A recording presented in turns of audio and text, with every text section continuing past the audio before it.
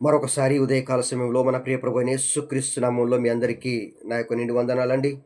నిన్నటి దినాన ఉదయకాల సమయంలో మనము ఆలోచన చేసిన మాట ఏందంటే, లూకాసు వార్త 19వ అధ్యాయం 5వ వచనాన్ని మనము చదువుకున్నాం.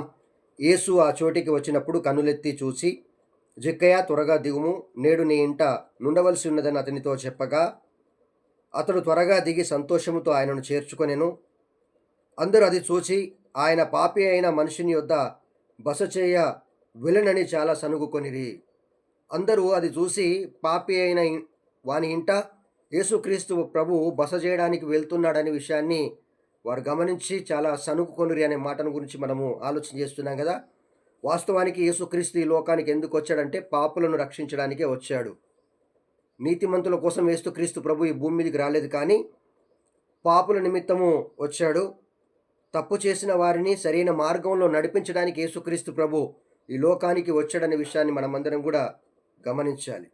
ఇరుగు పొరుగు వారు అంటున్నారు, పాపి అయిన మనుషుని ఇంట ఈయన బస చేయడానికి వెళ్తున్నాడేంది, అతను చూసి సనుక్కున్నట్టు మనము చూస్తున్నాం. అందుకని ఇక్కడ సనుగు కొనిరి. జక్కయ్య నిలువబడి, ఇదిగో ప్రభువా, నా ఆస్తిలో సగము బీదలకిచ్చుచున్నాను.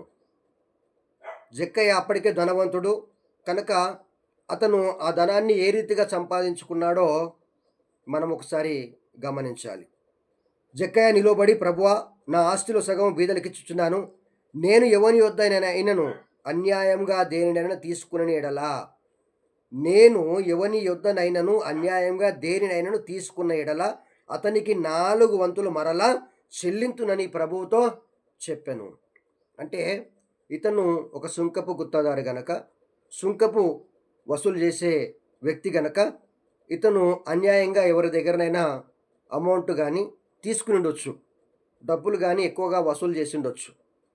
కాబట్టి నేను ఎవరి వద్దనైనా అన్యాయంగా దేనైనా తీసుకునేడలా అతనికి నేను 4 వంతులు మరలా చెల్లిస్తానని తాను చేసిన పొరపాటును ప్రభు సన్నిధిలో ఒప్పుకుంటున్నాడు. ఇది కావాల్సింది. ఈ రోజుల్లో కూడా చాలామంది అన్యాయం సొమ్ముకు అలవాటు పడి లంచాలు తీసుకుంటూ ఇష్టానుసారంగా జీవించేవారు చాలామంది ఉన్నారు. చేసే పనిలో నాణ్యత ఉండదు, చేసే వృత్తిలో నాణ్యత ఉండదు, చేసే ఉద్యోగంలో నాణ్యత ఉండదు. ఈరోజు సంపాదన సంపాదన సంపాదన. ఈ జక్కయ్య కూడా ధనవంతుడు. అన్యాయంగా వారి దగ్గర వీరి దగ్గర ట్యాక్సులు ఎక్కువగా వసూలు చేసి ధనాన్ని సమకూర్చుకున్నాడు. తన తప్పును తాను తెలుసుకొని ఎవరి దగ్గరనన్నా అన్యాయంగా నేను తీసుకుంటే 4 వంతులు చెల్లిస్తానని